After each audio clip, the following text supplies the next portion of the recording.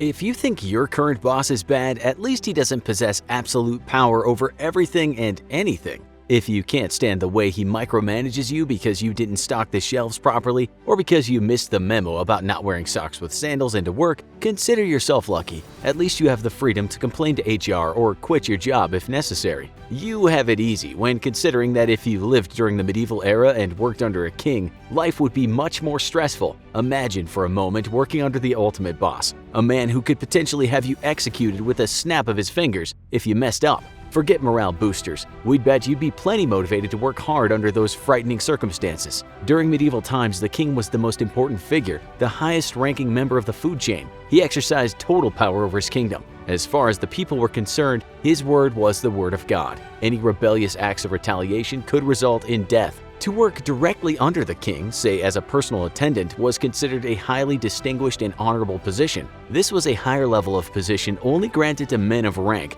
or sons of the king's closest relatives. Servants of the king were thought to be privileged, and if you happened to have the king's ear, you possessed more power that would make others flock to you as a leader. At court, it was best to be on the good side of those with the greatest influence. But with that power came great risks. If you ever slipped up and displeased the king, or if the people decided to create a false allegation against you out of envy for your position, you could easily find yourself in a great deal of trouble, lose the trust of the king, and you were done for. Working for a king in this time meant treading on eggshells. Sure, you were highly esteemed by others, but you had to maintain a very strict poker face. To even think or imagine the king's death was treasonous, and there would be no way to prove yourself innocent if someone decided to accuse you of this based on a fleeting thought your facial expression betrayed. At that point, it would be up to your king to decide your verdict. Therefore, developing a close relationship with the king was vital for your survival. As long as you remained in his good graces, you were fine. For certain positions, earning and maintaining the king's trust was more essential than others. The more personal the position, the more you had to be on your guard. Working as a chamberlain, for instance, meant being responsible for the king's private quarters. To be the master of the wardrobe meant dressing the king and being responsible for his apparel. These positions led the worker to have more interpersonal interactions with the king, which meant having to be on your best game. So what's the closest you could get to the king to earn the most trust? We should add discretion about a very close interpersonal job with arguably one of the highest amounts of importance. This particular position required a lot of trust. Warning, it's really gross. It had to do with attending to the king in the bathroom. In these days, the king's health was closely monitored and constantly looked after by royal physicians. Poop was no exception. His stool had to be consistently checked. The attendant responsible for this not only had to wipe the king's behind after he was finished doing his business, but he also had to look at what came out to ensure that all appeared normal and, well, gross. Yes, it's disgusting to think about, but at the same time, this guy was most likely to have the king's ear due to the intimacy of the bathroom chit-chat. After all, as the king, you need to have a good relationship to allow a guy to put his hand on your backside. Not the most pleasant way to gain fondness, but hey, you have to do what you have to do to get ahead, right?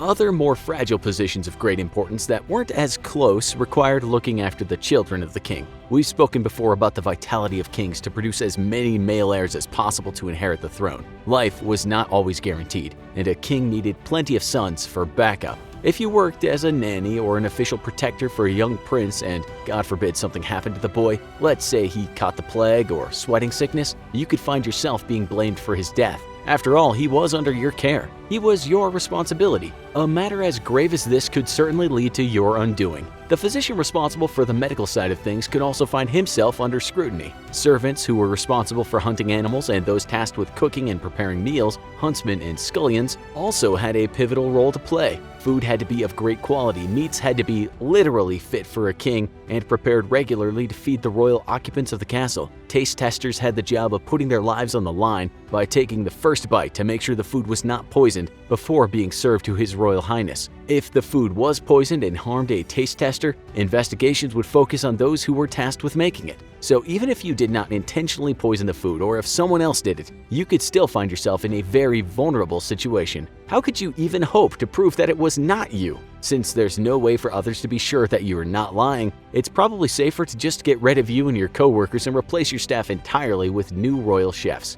just to weed out the culprit. But in this case, it's not just your career you should be worried about. After all, if you are suspect of plotting the king's death, you must have thought about it at some point before attempting it, which, as we discussed, was a crime in itself. Other important serving positions to the king included those related to military. Knights, squires, guards, gatekeepers, and other men-at-arms were tasked with protecting the king from threats, foreign or domestic. Many guarded the castle which contained the king. If necessary, they would have given their lives to protect him. Any failure or act of cowardice to perform their duty in the midst of danger would result in dishonor and ostracization. It could be argued that death in defending the king was preferable to the consequences of living life after failing to protect him. As a military personnel, you were probably trained to not hesitate in the face of danger, but still, sometimes human nature might push weaker souls to chicken out. Up until now, we've discussed predominantly male servant positions. This is because men were the ones who held the majority of jobs. Women were considered the more fragile sex. Their job in life was to keep their heads down, be humble, not to speak unless spoken to,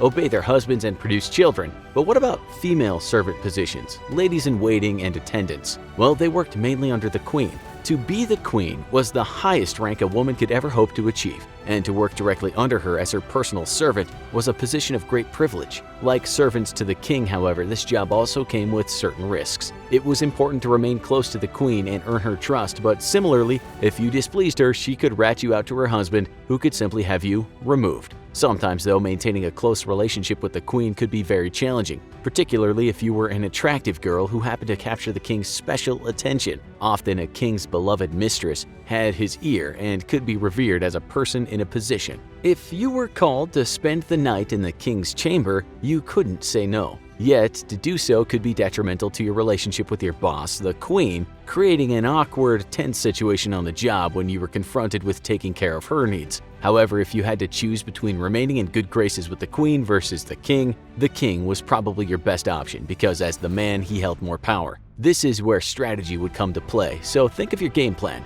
Worst case scenario, if you were hated by the queen but loved by the king as his mistress, you would survive. If the opposite were true, the king's word was greater than the queen's, so your well-being would be more in jeopardy. If you found yourself in this situation, you would need to maintain the king's interest once you had it, otherwise you'd be left in a very fragile and precarious position. If you think about it though, maintaining the king's romantic attentiveness was easier said than done. While having any woman he wanted at his disposal, he could easily move on to someone prettier than you who could replace you as his mistress in an instant. Your position was not a stable one, especially if he had a wandering eye. This is why the Lady Anne Boleyn in the 16th century played an excellent hand when she would deny King Henry VIII's advances in order to maintain his interest long enough to become his queen. Though it didn't work out well for her in the end, she had been a worthy contestant in the risky game of royal love. Still though, she had been brave enough to stir the pot by telling the king no. It was unheard of for a woman to do so. Anne was considered lucky that in this instance of time, her actions sparked his affection rather than fueled his anger.